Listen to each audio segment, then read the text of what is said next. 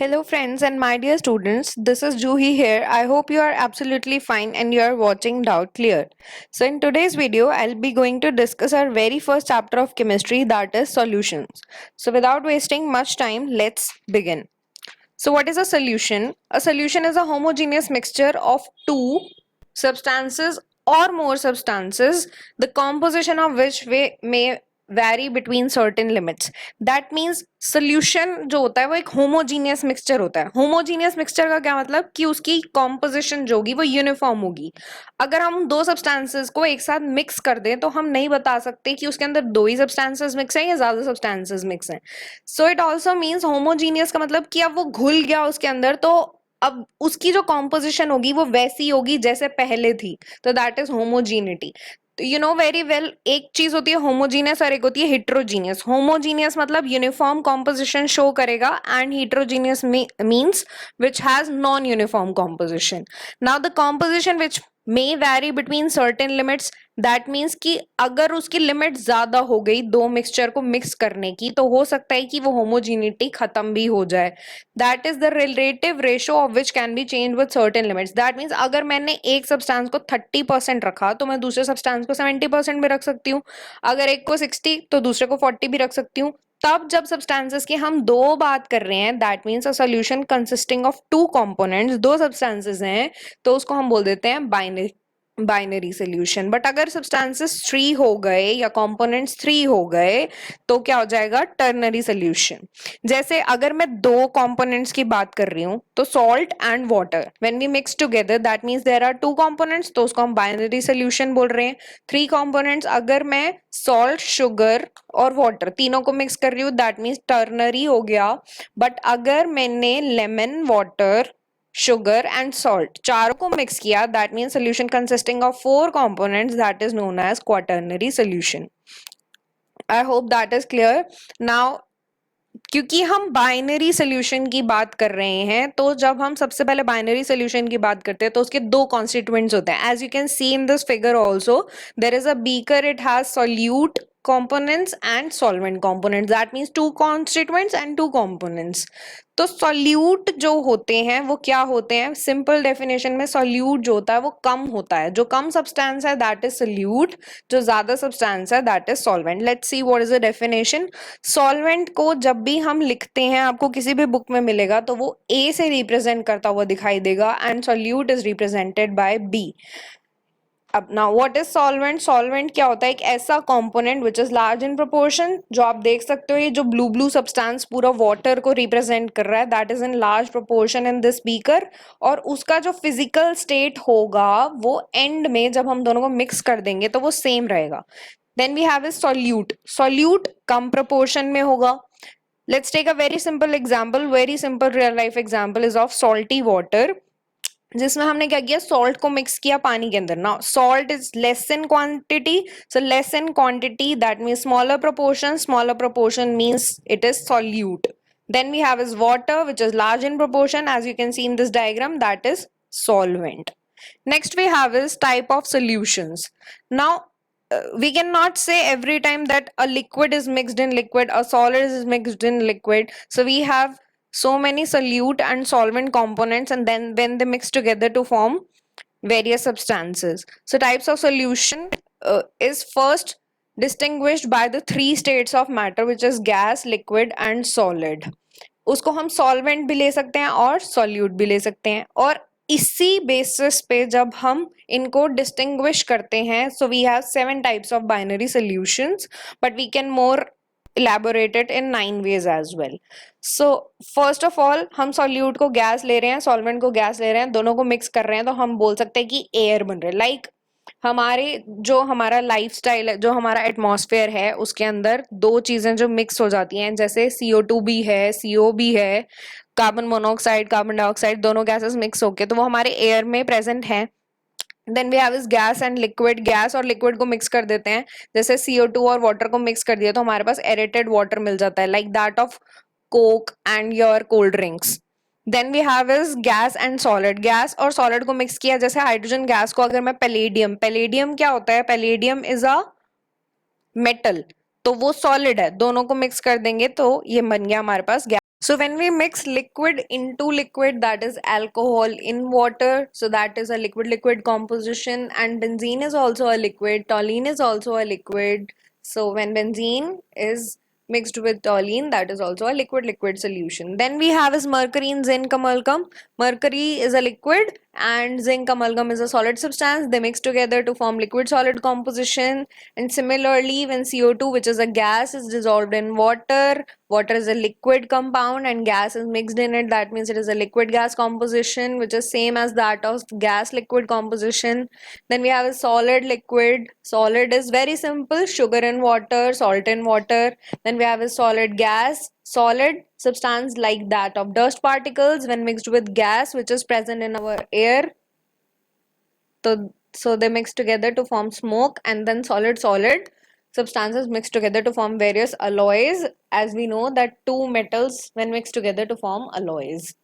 Then we have is, if we have to see the concentration of such solutions, so what are the methods for that? Let's see. So basically, composition of a solution can be described by expressing its concentration. Like if I'm saying this is 70%, this is 30%, तो मैं कैसे बोल रही हूँ उसको कि ये 30% है वो 70% है? तो there are various formulas and so that we can check कि कैसे किसी चीज की हम कॉन्सेंट्रेशन निकाल सकते हैं.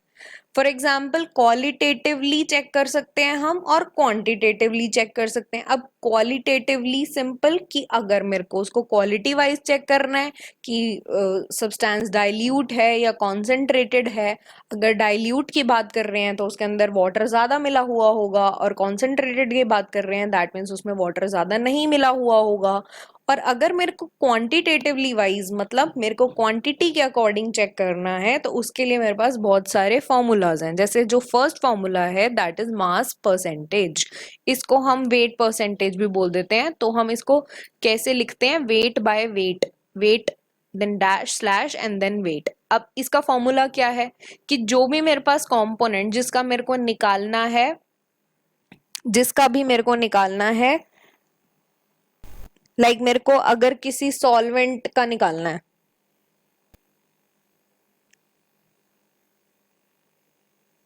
अगर मेरे को किसी सॉल्वेंट का मास परसेंट निकालना है तो मैं क्या करूंगी? सॉल्वेंट का जो भी मेरे पास जितना भी अमाउंट दिया है वो लिखूंगी और टोटल मास सॉल्वेंट और सॉल्यूट का दोनों नीचे प्लस करूंगी, इनटू में 100 करूंगी. That is the formula.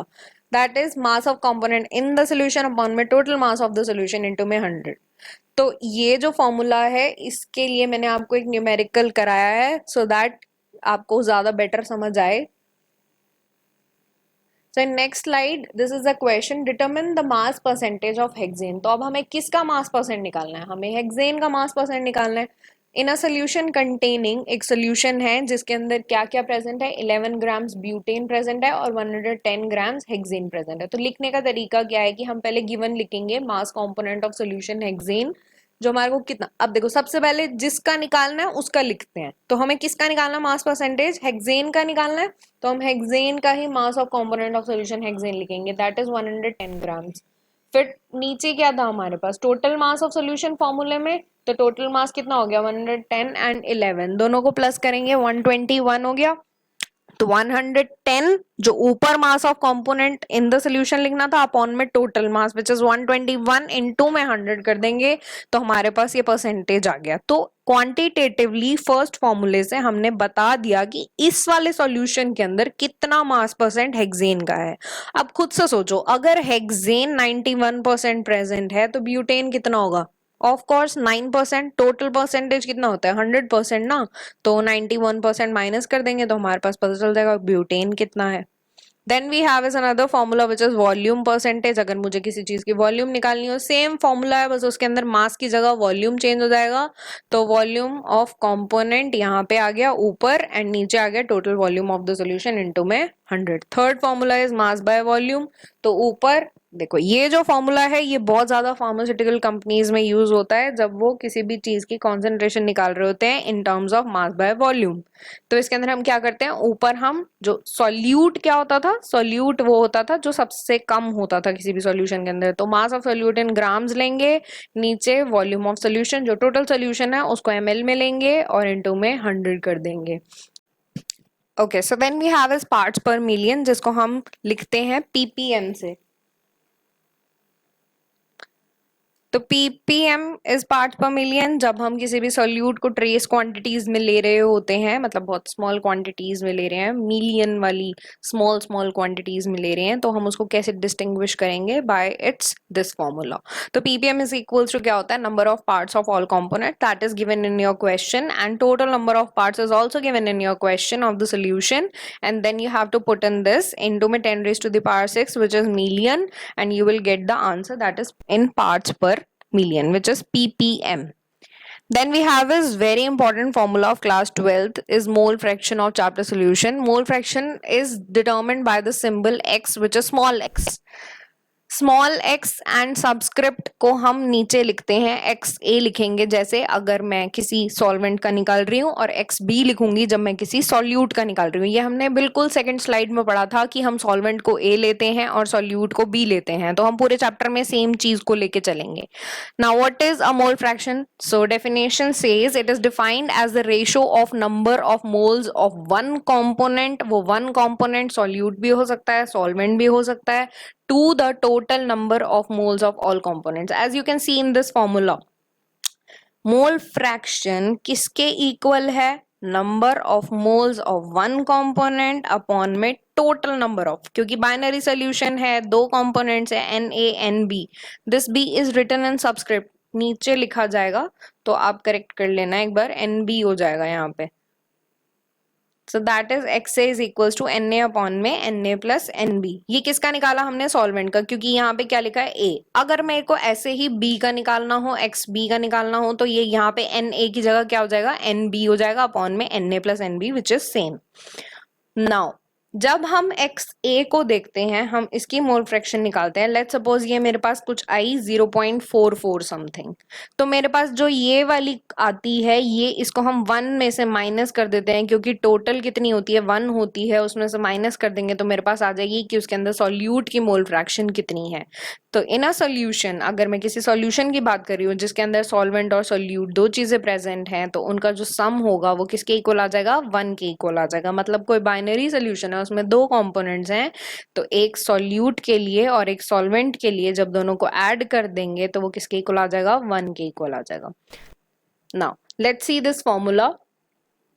A cylinder is filled with a mixture of 1 into 10 raised to power 3 moles of oxygen. तो हमारे को क्या प्रेजेंट है कि हमारे पास इतना मोल ऑक्सीजन प्रेजेंट है। 4.5 into 10 raised to power 3 moles helium, ये हीलियम प्रेजेंट है। तो दैट मीन्स दो गैसेस का जो मिक्सचर है वो एक सिलेंडर में मिक्सड है। तो एक सॉल्यूट होगा, एक सॉल्वेंट होगा। सॉल्यूट कम होता था, सॉल्वेंट ज्यादा होता था। अब इसमें ऐसा तो कुछ नहीं बताना, अब हमें उसका क्या निकालना है? मोल फ्रैक्शन निकालना है। सिंपल फॉर्मूले को यूज करना है। जो भी पैरामीटर्स है पहले वो लिख देते हैं। गिवन पैरामीटर्स क्या है? नंबर ऑफ मोल्स दिए हुए हैं, हमारे को मोल में ही दिया हुआ है। तो हीलियम के मोल कितने हैं? 4.5 इंटू 10⁻³ और ऑक्सीजन के कितने हैं? 1 इंटू 10। ऑक्सीजन का भी दिया हुआ है 1 इंटू 10⁻³ मोल्स। तो मोल फ्रैक्शन निकालने के लिए पहले फॉर्मूला लिखेंगे। तो हम He का निकालने वाले हैं पहले, तो हम ऊपर क्या आएगा? NHE, नीचे तो टोटल ही आता है, तो NHE कितना था हमारे पास? 4.5 इंटू 10⁻³ मोल्स, एंड अपॉन में 4.5 इंटू 10⁻³ मोल्स प्लस 1 इंटू 10⁻³। तो दोनों को जब प्लस कर देंगे तो कितना हो जाएगा? 5.5। 10⁻³ मोल से 10⁻³ मोल कट जाएगा। जब ये दोनों कट जाएंगे तो हमारे पास ये आ गया, और XHE की वैल्यू कितनी आ गई? 0.82। अब देखो दूसरा तरीका क्या है। अगर मेरे को XO2 निकालना है, तो एक तो मैं ऐसे सिंपल निकालूंगी सीधा फॉर्मूले से, और अभी हमने पीछे पढ़ा था कि X A plus X B is equals to कितना होता है? 1 होता है। तो क्योंकि मेरा एक्स एच ई कितना आ गया? 0.82 आ गया, तो अगर मेरे को एक्स ओ टू निकालना है तो मैं 1 में से माइनस कर दूं 0.82 को, तो मेरे पास क्या आ जाएगा? 0.18 आ जाएगा। और अगर वैसे नहीं निकालना चाहते तो मेरे पास क्या है? X O two is equals to NO2 upon में NHE plus NO2 according to the formula. अब NO2 की वैल्यू क्या थी? 1 इंटू 10⁻³, तो हमने वो यहाँ लिख दी। देन NHE की वैल्यू यहाँ लिख दी, NO2 की वैल्यू यहाँ लिख के, और हमने पूरा निकाल दिया, और हमारे पास आंसर कितना आ गया? 0.18। Now, the next term is molarity, जो आप already 11th class में पढ़ के आए हो, and what it says, let's see. It is defined as the number of moles of solute. जो भी आपका formula होगा, as it is आपको उसको definition की form में लिखना है. It is defined as number of moles of solute. तो हमें ऊपर क्या लेने हैं? Number of moles of solute. Solute क्या होते थे? जो solution में सबसे कम होता था और जो solution में ज़्यादा होता था वो क्या होता था? Solvent होता था. तो इधर solvent का कोई काम नहीं है. ऊपर हम solute लिखेंगे. Dissolved in 1 liter of solution. 1 litre को अगर मैं डेसीमीटर में बात करूं तो दैट इज 1 क्यूबिक डेसीमीटर. तो वॉल्यूम ऑफ सोल्यूशन, अब अगर मैं volume of solution in litre ले रही हूं तो वो 1 डेसीमीटर क्यूब भी हो सकता है. तो दैट मीन्स मोलारिटी का फॉर्मूला क्या हो गया? मोल्स ऑफ सोल्यूट अपॉन में volume of solution in litres. अब देखो मोल्स क्या होते हैं? गिवन मास अपॉन मोलर मास. तो हमने उसको लिख दिया गिवन मास अपॉन मोलर मास. मल्टीप्लाई वॉल्यूम तो लीटर में नीचे ही था तो हमने लिख दिया 1 अपॉन वॉल्यूम इन लीटर्स.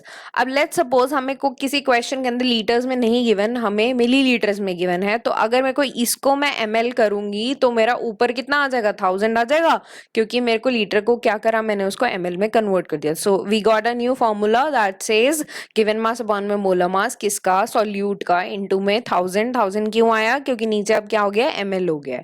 अगर हमारे को किसी क्वेश्चन में डेंसिटी गिवन हो तो हम क्या करते हैं? As we know that density is equals to mass by volume. तो ये जो volume of solution in ml होता है इसको हम क्या करते हैं? Density is equals to mass by volume की हेल्प से हम क्या करते हैं? Volume is equals to mass by density कर देते हैं. तो मास नीचे आ जाएगा, डेंसिटी ऊपर चली जाएगी, और ऐसे ही हमारे पास ये फॉर्मूला निकल के आ जाता है given mass of solute into में डेंसिटी ऑफ सोल्यूशन इनटू में 10 अपॉन में मोलर मास ऑफ सोल्यूट. आप बस इस फॉर्मूला को यूज करोगे और सीधा सीधा आंसर निकाल दोगे. Now what is the unit of molarity? अब यूनिट कहां से आती है? क्योंकि देखो ऊपर क्या था formula? Moles of solute, and moles of solute का अगर मैं यूनिट की बात करूं तो दैट इज मोल. पर किस लिए लगाया? बिकॉज हमने यहाँ पे साइन लगाया हुआ है डिवाइड का, तो दैट इज पर. एंड क्योंकि नीचे वॉल्यूम किस में था? लीटर में था, तो दैट इज मोल पर लीटर. और हम इसको मोलर की फॉर्म में भी लिख सकते हैं, तो that is molar. Now this is a very important question which is asked in numerous exams कि मोलारिटी जो होती है क्या वो टेम्परेचर के साथ चेंज हो जाती है? So yes, molarity will change with change in temperature as because volume changes with temperature. You know very well that volume is directly proportional to T according to the laws. So molarity changes with the change in temperature.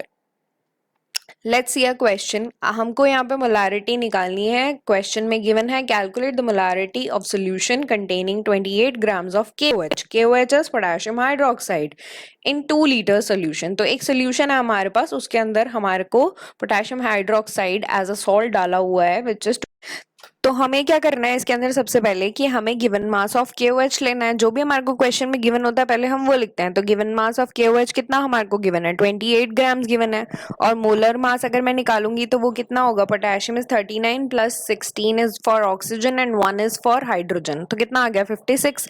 तो number of moles of solute निकालने के लिए हमारे पास क्या formula होता है? Given mass upon molar मास. तो 28 upon 56 हो गया. वॉल्यूम ऑफ सोल्यूशन ऑलरेडी हमें लीटर्स में गिवन है तो हम 2 लीटर्स यूज कर लेंगे. तो मोलारिटी का सिंपल सा formula moles of solute upon में volume of solution in litre. तो हम इस फॉर्मूले के अंदर सीधा सीधा पुट कर देंगे. तो गिवन मास ये है, मोलर मास ये है, इनटू में 1 अपॉन 2 लीटर्स हमारे पास आंसर आ जाएगा. Then we have is another question in which मैंने क्या किया, जो लीटर में था वॉल्यूम उसको मिलीलीटर में कर दिया, so as to move this question to new side. तो अगर मेरे को क्वेश्चन देखना है तो सेम है, ऑलमोस्ट सेम है. KOH की जगह यहाँ सिर्फ NaOH हो गया. तो हमारे पास गिवन मास कितना है? 5 ग्राम्स. तो मोलर मास हम निकाल देंगे. तो मोलर मास कितना आ गया? 40 grams per mole. Then number of moles of solute is given mass upon molar mass. Now volume of solution हमें लीटर में निकालना है.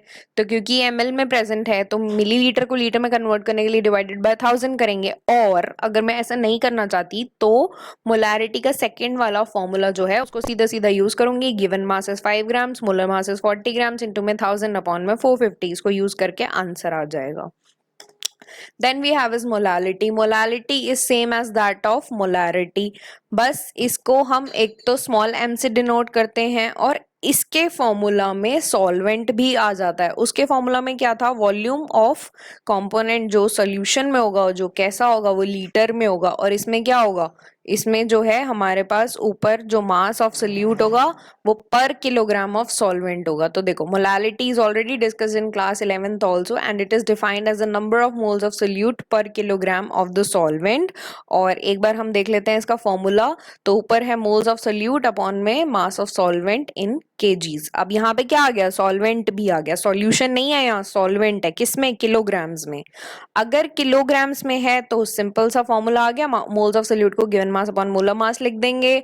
मोलालिटी को अगर मैं किलोग्राम से ग्राम्स में मेरे को कोई क्वेश्चन गिवन होगा तो मैं यहाँ क्या कर दूंगी, सिर्फ 1000 कर दूंगी और जो भी ग्राम्स में गिवन है उसको नीचे लिख दूंगी।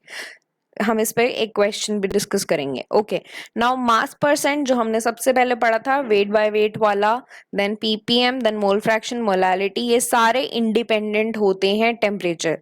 ध्यान से देखेंगे, molality is independent of temperature because no volume is present in molality, no volume is present in the formula of molality, but volume is present in the formula of molarity. Molarity is that's why temperature dependent. Why? Because volume depends on temperature and the mass does not. Let's see a question of molality now. आपको question में क्या निकालनी है, molality निकालनी है, given mass दिया हुआ है और आपको क्या करना है, आपको देखना है पहले कि क्या सॉल्यूट हो सकता है और क्या सॉल्वेंट। तो पहले देख लो, सॉल्यूट हमेशा कम होता है तो 2.5 ग्राम्स होगा वो सॉल्यूट होगा एंड 75 ग्राम्स क्या होगा, सॉल्वेंट होगा, ज्यादा है ऑफ कोर्स। ओके तो हम गिवन मास लिख देंगे इथेनोइक एसिड का, कितना है 2.5 ग्राम्स। मोलर मास निकाल देंगे इथेनोइक एसिड का as a formula, carbon is 12, 12 plus 1 into 3 plus 12 plus 16 plus 16 plus 1 is equals to 60 grams per mole. Number of moles निकाल देंगे, ये आ जाएगा given mass upon molar mass, then mass of solvent इसके according निकाल देंगे, नहीं तो हम सेकेंड वाला फॉर्मूला लगा देंगे मोलालिटी का, पुट कर देंगे इस फॉर्मूला के अंदर and we will get the answer. So this is the end of our video for today, and if you like this video, press the like button, share with your friends and subscribe to our channel and press the bell icon for latest updates. Thank you and have a great day.